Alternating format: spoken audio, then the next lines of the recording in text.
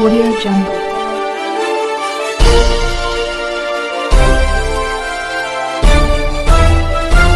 Audio Jungle. अभी आप देख रहे हैं कंचन न्यूज। इसे लाइक शेयर सब्सक्राइब करना ना भूलें ताकि न्यूज का नोटिफिकेशन सबसे पहले आपके पास पहुंचे। अब चलिए खबरें विस्तार से। हमेशा उनके विकास के लिए, उनके सौहार्द मोहब्बत के लिए, उनके सम्मान के लिए खड़े रहे और सोचते रहे। नई बात मैं बताना चाहता हूँ, हमारे नेता ने कहा था कि हर ज़िले के अंदर एक आवासीय विद्यालय होनी चाहिए, हर ज़िले में 2-2 हॉस्टल होनी चाहिए, जो बच्चों को पढ़ने में, रहने में कोई प्रॉब्लम, दिक्कत, समस्या न हो। हम लोगों से बातचीत हुई। हमारे बगल में जो दाहिने साइड में बैठे हैं, आप जानते होंगे, सुन्नी वक्फ बोर्ड के चेयरमैन, जिन्होंने मेहनत किया, सीओ साहब मेहनत किए, तमाम पदाधिकारी मेहनत करके ज़मीन निकालने का काम किए। जो आपको जानकारी होगा कि लगभग 4 जगह में काम, 2 जगह काम हो चुका है, 4 जगह में काम लगा हुआ है, बाकी जगहों में ज़मीन मिल चुकी है, जो काम होने जा रहा है। लेकिन हम लोगों को लगा कि देर हो रही है। हम लोगों ने, हमारे नेता से, अरविंद कुमार जी से हमने बातचीत किया, हमारे चेयरमैन साहब थे, हम लोग बातचीत किए। बातचीत करने के बाद हमारे नेता ने कहा कि क्या होना चाहिए। हम कि अभी देर हो रही है, अगर संभव हो तो 13 जगह जहाँ माइनॉरिटी की तादाद ज़्यादा हो, वहाँ पे अगर बनने में देर हो रही हो तो वहाँ पे हम लोग एक विद्यालय चलाने का काम करें, आवासीय विद्यालय किराए पर लेकर चलाने का काम करें। हमारे नेता ने निर्देशित किया तो तमाम अधिकारियों को, जो आपके सामने कैबिनेट में भी पास हुआ, सामने आया, जो पदें थी खाली, उस पदों के लिए, रिक्त पदों के लिए हम लोग बात किए, जो उसकी भी आपको भी विवरण दिया जाएगा, लेकर दिया गया होगा। पद के लिए भी सारी जो भी नियुक्तियां हैं उसको हम लोग बांटेंगे, देंगे। इस 13 जगह हम लोग पास 13 जगह जहां के माइनॉरिटी अक़लियत के लोग ज़्यादा तादाद में हैं, वहाँ पे किराए पर लेके हम विद्यालय चलाएंगे। हॉस्टल लगभग बन चुका है, कुछ बाकी भी है। तो इसके लिए मैं आपके बीच में मैं आया हूँ, आपको बुलाया हूँ कि इस बात को देश को, प्रदेश को बताऊँ कि हमारे नेता ने हर समाज को लेकर चलने की बात की, या हमारे समाज के लोग हों, या अतिपिछड़ा समाज के लोग हों, या हमारे हिंदू भाई कोई समाज के लोग हों, या SC/ST में समाज के लोग हों, तमाम जो भी हमारे प्रदेश के रहने वाले जितने भी लोग हैं, सबके लिए हमारे नेता ने सोचने का काम किया। किसी भी समाज के जो लोग उपेक्षित थे, जो पिछले पायदान में खड़े थे, उनको अग्रणी करने के लिए, आगे करने के लिए उन्होंने पूरा प्रयास किया, जिसमें हम लोग को लगाए हुए हैं, हम लोग काम भी कर रहे हैं। इसके लिए मैं उनको धन्यवाद आपके माध्यम से देना चाहता हूँ। आगे मैं कहना चाहता हूँ, बहुत सारी चीज़ें हैं जो माइनॉरिटी में मिल रही हैं, उनको फ़ायदा हो रही हैं। और अभी जहाँ हम मौजूद हैं, यहाँ पे आप जानते हैं कि कोचिंग चलता है, उस कोचिंग की व्यवस्था हमारी सरकार करती है, हमारे नेता करते हैं, जिसके द्वारा हमारे बच्चे यहाँ पे वो फ़ायदा होता है, बच्चे हमारे कामयाब होते हैं। बच्चे और बच्चियाँ, उनको रहने की व्यवस्था, खाने की व्यवस्था, हर सुविधा दी जाती है, जो आपको जानकारी है। इसलिए मैं अपने नेता को धन्यवाद देना चाह रहा हूँ।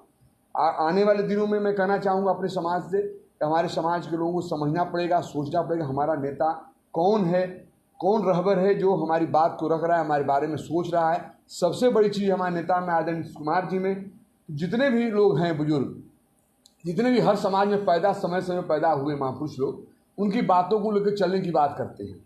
या हमारे हुजूर सल्लल्लाहु अलैहि वसल्लम हो रहे हों, या और तमाम लोग आए हुए हैं, उनको लेकर वो बात को इस प्रदेश में चलाने का उन्होंने काम किया, उनके पद चिन्हों पर चलने का काम किया। सबसे बड़ी चीज़ है, मैं अपने समाज से कहना चाहता हूँ, जो उन्होंने देश प्रदेश के लिए जो उन्हें धैर्य दिखाया, त्याग दिखाया, जो तपस्या किया, सबको लेकर चलने की बात की, बहुत बड़ी चीज़ है। मैं अपने समाज से कहना चाहता हूँ, वो दुआ करें ऐसे नेता को और लंबी उम्र हो, ताकि प्रदेश के साथ साथ देश का कमान संभाल कर जिस तरह प्रदेश में विकास किया, सबका सम्मान बढ़ाया, हम सबका सम्मान बढ़ाया, माइनॉरिटी के बारे में सोचने का काम किया। जो हमारे बच्चे शिक्षित नहीं हो पा रहे थे, कमज़ोर वर्ग हमारा समाज था, उसको उत्थान के लिए, बच्चों को उत्थान के लिए जो व्यवस्था दी है, मैं चाहता हूँ लंबी उम्र इनकी हो। मैं दुआ करवाता हूँ अपने समाज तमाम लोगों से कि बिहार के साथ साथ केंद्र की बागडोर संभालें, ताकि और बिहार के साथ जैसा और भी देश हमारा मजबूत हो।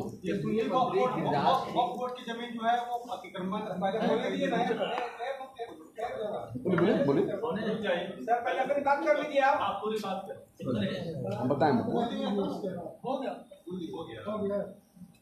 मंत्री जी, पहला क्राइटेरिया गाइडलाइन में तो ये था, जो 1 जून 2018 को गजट निकला, बिहार गजट, उसमें पहला क्राइटेरिया है कि वो सरकार जमीन देगी अक़लियती रिहायशी स्कूल के लिए, और अगर जमीन अवेलेबल नहीं हो पाएगी तब वह बोर्ड का लिया जा सकता है लीज पर 30 साल के लिए। जी जी।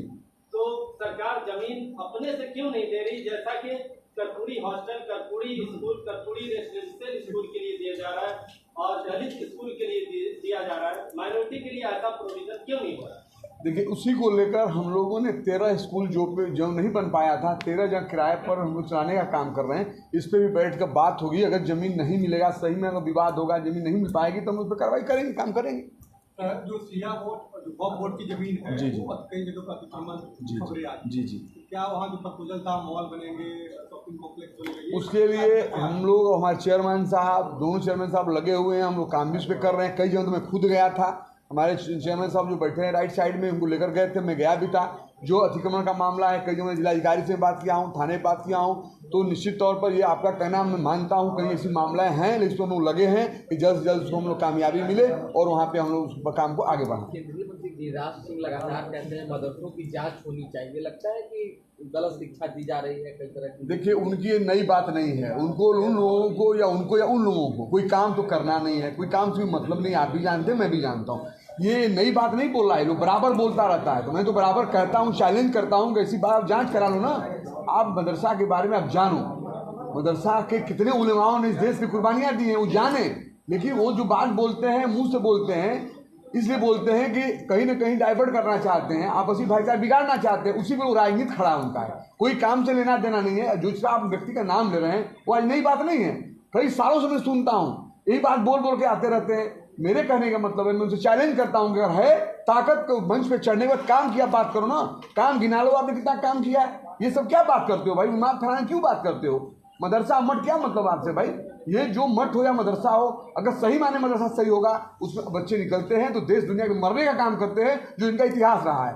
और गिरिराज जी हो या ऐसे तमाम लोग हैं जो इसी पर उनका राजनीति चलता है, तो उनकी बात मैं नहीं करना चाहता। मंत्री जी, ये आपका बजट एकदम खत्म होने वाला है, कितना खर्च किया आपने अब तक और किन किन योजनाओं पर खर्च किया? ये आपको मैं लिख कर दे दूंगा, दिया है। दूसरा एक सवाल ये है कि सीएजी ने एक रिपोर्ट दिया है, आप 2017 से 2022 तक आप लोगों ने सिर्फ 47% खर्च किया है। 3,676 करोड़ रुपए में 1,067 करोड़ रुपए से खर्च किया।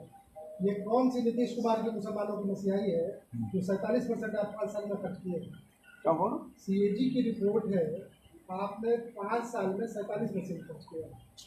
आप रिपोर्ट आके मेरे ऑफिस में देख लीजिए, हमसे भी ऑफिस में दिखवा लीजिए। योजनाओं में खर्च हुआ है सब हम जो अभी इस साल एक वाला मिनट, जो बजट है 636 करोड़ का आपका बजट है, उस बजट में से अब मार्च आने वाला है, ये बताइए कि इस 10 महीने में कितना खर्च हो पाया है? अभी किन किन योजनाओं किस मद में खर्च हुआ? किस मद पे कितना हुआ? कुछ मामला ऐसा होता है जो टेक्निकल मामला है, उसमें नहीं, जो उसमें बात, जो टेक्निकल मामला होता है उसमें आप मैं लिख कर दिया हूँ, उसमें वो पैसे मार्च से पहले खर्चे हो जाएंगे। कुछ पैसे रह जाते हैं, मानते हैं इस चीज़ को, पहले हम लोग खर्च कर लेंगे उसको। अभी कितना परसेंट हुआ है कुछ अंदाजा? जी, कितना परसेंट खर्च हुआ है 636 करोड़ में से?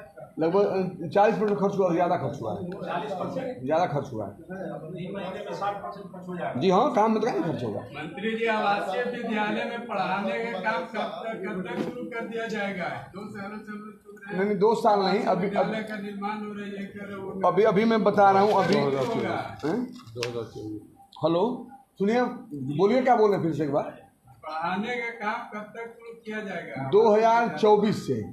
अभी कैबिनेट में देखा होगा, पास हुआ है, समझ रहे हैं? उसके लिए टीचर के लिए, प्यून के लिए, प्रिंसिपल के सब पास हो चुका है। 2024 में हम शुरुआत कर देंगे। कहाँ शुरुआत होगा सर? पहले 13 जगह, जिसमें 2 जगह तो बन चुका है, दरभंगा और किशनगंज, जो आप जानते हैं शमशान को उदाहरण किए थे, वहाँ हो जाएगा। बाकी उसके बाद 13 जगह और है, जो हम उसका भी आपको लिस्ट दे देंगे।